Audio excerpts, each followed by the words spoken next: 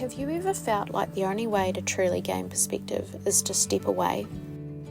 It's been a roller coaster of a year, and on the back of a big work month, not stopping to catch my breath, I found myself getting on a plane and doing something just for me. In this episode, I'm taking you with me on a solo trip, and I share with you why I had to do this one alone. If you're new here, I'm Heidi, and this is my husband Matt and our adventure dog Teddy. We recently sold up our beloved property, bought a big 4x4 van, and have decided to give full-time travel life a go. Our channel, Horton Adventures, shares with you the journey so far. From four-wheel driving, camping, now van life, and all the highlights and realities of taking the road less travelled.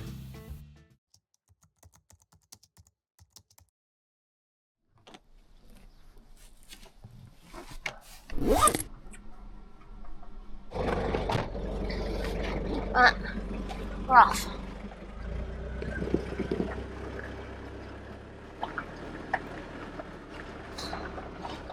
Headed for the airport. So, flying. I am. Flying out of Queenstown. So, we're heading up there from Gore this morning. Gonna get lunch on the way, and my flight is later this afternoon, so we've got plenty of time. Fingers crossed my flight is later this afternoon, because there is a really strong wind warning watch today, so hopefully that doesn't put a spanner in our well-laid plans.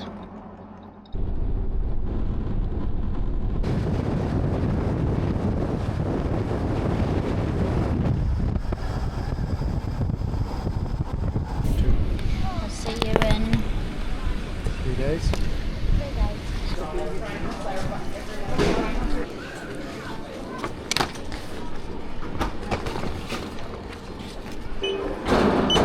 How do you rate the July suitcase? Oh, love it. You do? Yeah. Durable? Yeah. It's been on a lot of flights and it's held up. Oh, that's yeah. good. Cool. Have a great flight. Cheers. Yeah, because I went to check in the queue. It was a little bit late, but I'm through anyway. It's going to be about 15 minutes behind. Well, I had 45 minutes and now I'm going to have under 30.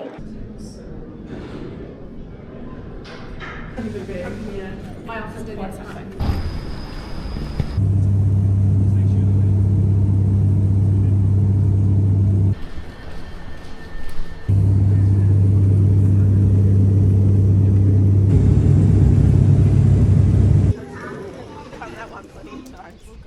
Up bright and early this morning to go tick an iconic walk off my bucket list. Yep, this is my first time ever walking up Mount Maunganui, and it did not disappoint. We've been wanting to do this for so long. I've been wanting Jess to do this for so long. Do you want me to give you warning when I point the camera at you, or do you want me just to Maybe. be like this, like I do with Matt, and he's like, oh, wow. I don't know if I'm ready to be seen on YouTube. Oh, I am. Ready to be famous. After getting into Tauranga Airport late last night, I spent the rest of the evening catching up with two of my beautiful friends who I'm going to be spending the weekend with. As much as this trip feels like a solo one, in that I've left Matt and Teddy behind, the reality is I'll be spending it in the company of two of my absolute soul sisters. I used to work with these two, and now I simply call them two of my favourite people in the world. Grateful for how life brought us together and has kept us together, even though there's often thousands of miles between us. There's a video. The original purpose of this trip was actually work, so my carry-on luggage flying up was basically all camera gear. However, we all knew it was going to be so much more than that. Pure connection, quality time, and a lot of belly laughing. I went into the weekend with my mind on work. Little did I know at this stage, though, how much this trip would end up being one of healing, inner focus, and confirmation for me. After shooting for a couple of hours at the most stunning property, we got on the road and started driving up the coast from the mount to Whiritoa, which is where we'll be spending the rest of the weekend together. And I tell you, that drive was like the good old days. Let the morning slip. Oh, it feels like that, like summer air through window cracks. Oh, it feels like that, like summer sun on quiet tracks. Oh, it feels like that, like the summer rain that falls so slowly on the naked skin upon your back. Oh, it feels like that, like a love. And here we have a Heidi Horton in her natural habitat. Actually, she's not natural. She's usually has a camera in her hand, but no. Found a blow hole. This is just a bit of like Instagram versus reality. Instagram, reality. Wow. Happy days. Oh, joyful. Summer rain through window cracks. Oh, it feels like that, like the summer sun on quiet tracks. Oh, it feels like that, like the summer rain that falls so slowly on the naked skin upon your back. Oh, it feels like that. Just taking a few minutes to ground my feet into the sand here on the beach and just have some solitude. I've arrived this afternoon to the wellness retreat for the weekend and can't wait to get settled in and to just fill my cup up for a couple of nights, just relax and rest. I was saying to my friends this afternoon that the shoot that I did for them this morning was my 21st shoot for the month of November. So I love my job, but I am quite exhausted and it's been really, really cool and I've been very grateful to be as busy as I am. But the last few weeks have been really chocker, and now through until the end of the year and into summer I have got a bit more balance, so I've sort of got one shoot a week, which will be really lovely, and I'm really looking forward to a slight change of pace. It was actually just very serendipitous that I booked this retreat to come on at the end of all those shoots, because I'm feeling like a weekend for myself to recharge the batteries is going to be absolutely blissful. And as I sit here on the beach at Whiritoa, I am very happy with my decision. So Matt and I are doing things this weekend that fill our own tanks up. So we've not always been great at doing this in our relationship, but definitely in the last 10 years probably we've been quite conscious of doing things for ourselves that aren't together. So this weekend Matt is away to a trail ride, and that's something that he absolutely loves doing. So he's away to that tomorrow, and actually when he dropped me off at the airport in Queenstown, he went for a mountain bike ride, which really made me happy because he also hasn't been on his mountain bike in ages, and it's just coming into that good weather. So he went and did that, and yeah, he's got a weekend of fun on his dirt bike doing something that brings him a lot of joy, and I'm doing something that brings me joy and is what I want and what I need right now. And I think it's really important. I think it's easy when your partner is your best friend and you love hanging out with them and you have a lot of common interests to do a lot of things together. And I think that's probably even more accentuated when you are living full-time in a very confined space and you're traveling together, because when you're traveling on the road and you're not around your community and you're not situated around like your local friends and maybe your family, you just have each other. So, and it's easy to spend all day together. We find that makes such a difference for us. I can't wait to get back at the end of this weekend and hang out with him. But sometimes you have to step back or away to get that perspective. Perhaps seeking solitude is simply about letting the soul rest, a pause from worrying about others for a minute, and just enjoying our own company with intention.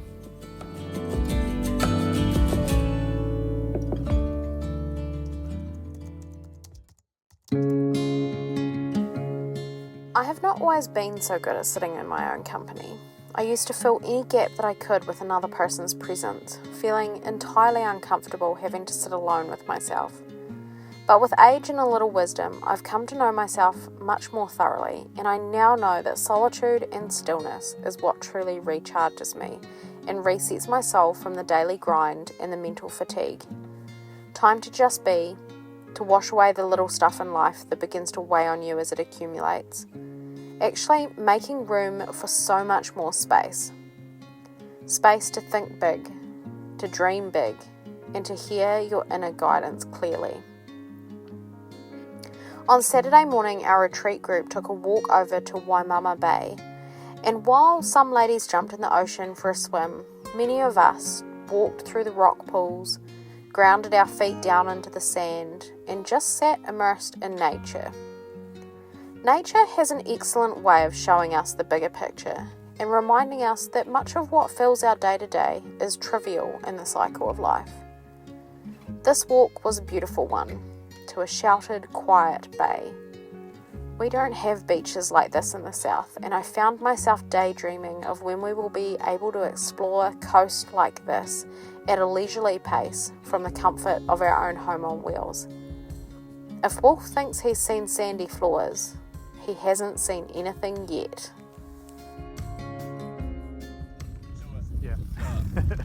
And while I was walking barefoot on the beach, back down south, Matt was experiencing an equally stunning sunny day out on Argyle Station for the Riversdale trail ride. Come from all the way down there.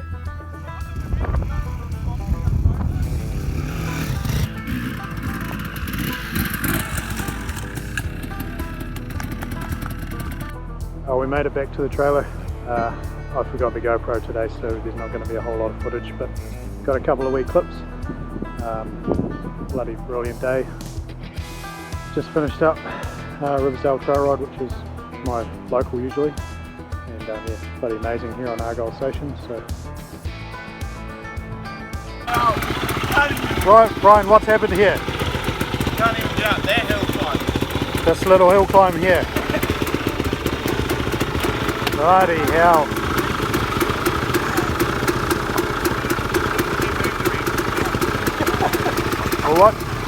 We'll watch you again.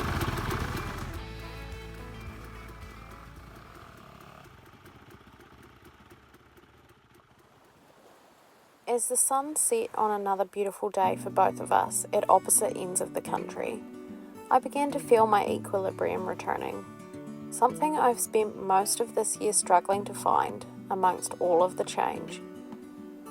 A steady heartbeat, a confident knowing.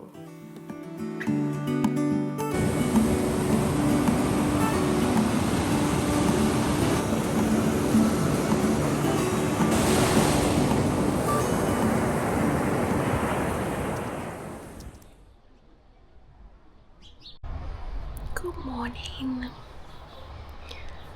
It is just after 6 on Sunday and I'm about to go and do a sauna and sea ice bath thing down at Waihi, and I'm so excited. The sun is just coming up.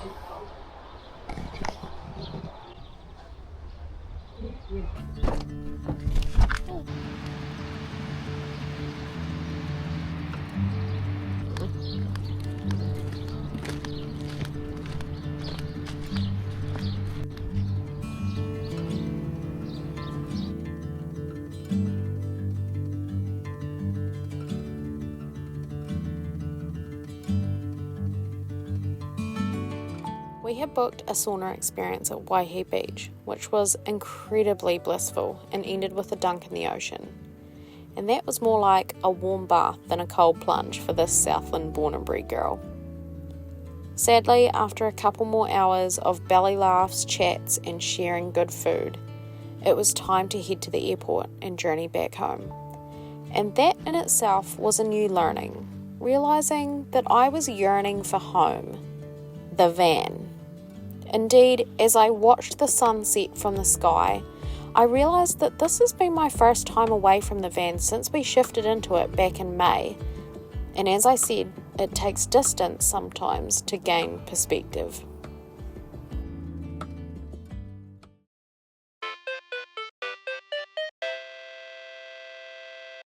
Finally coming down off the ramps. Beautiful. On the level again. On the level again. Yeah. Greywater tank is in its final resting place, hopefully for the last time. Just see her poking out under there. So I've just attached this spacer to the wall here because she's a bit of a curve. It's a 30mm packer, and then hopefully I can offer this board back up over to it and it'll be square. Get a wee bit more headway. The wee diesel heater down there where it's going to go will be underneath the water tank, which is also going to be under the bed. One wall board on. Just making another one at the moment. Hey team, just another update on the bus. Got a wee bit more done today.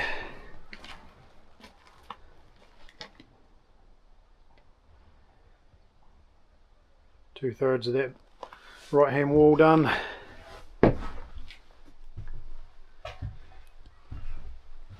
Just the back panel to go down behind the water tank.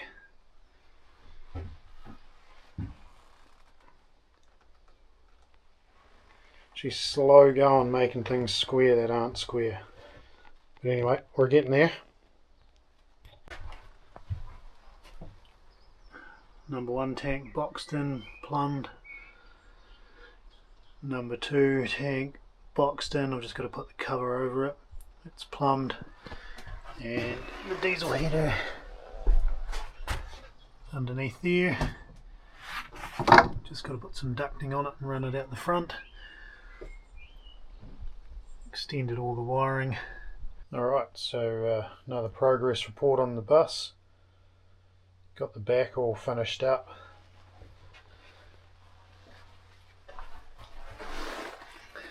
So there's some storage under the step here so they can get up onto the bed.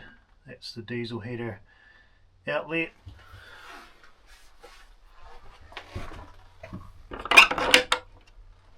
Hatch into the boot. Water tanks. Heap of storage under there.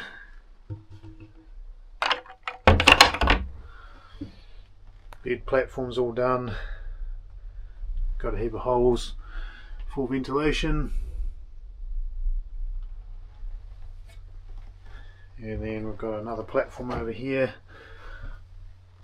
More storage.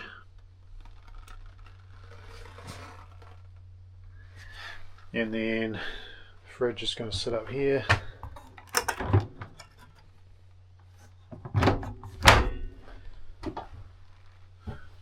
One of the battery banks that they're going to use to run everything. I'm going to have another one over here. I'll make a bit of a shelving unit over here to keep their bits and pieces in. Have the wee diesel heater control panel. And yeah, the bench is going to run along here. And then shower and toilet, which is the next thing on the list. And then over here is going to be a big couch with storage underneath it. So we're also running one of these dry mats under the bed. Stops condensation. So along with the air holes, and then this mat, they shouldn't have any issues with condensation under their bed. Now I've got the mattress on there.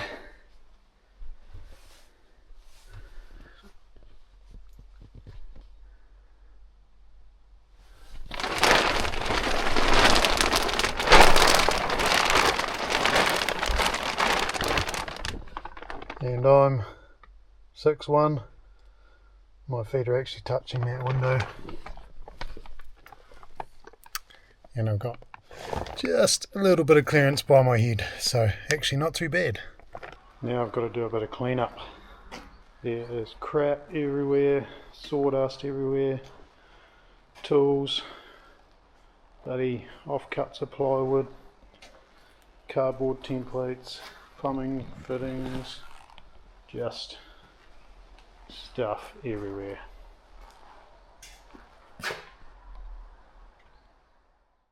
Thanks for coming along on my solo trip to the Bay of Plenty. We'll see you in the next episode, team.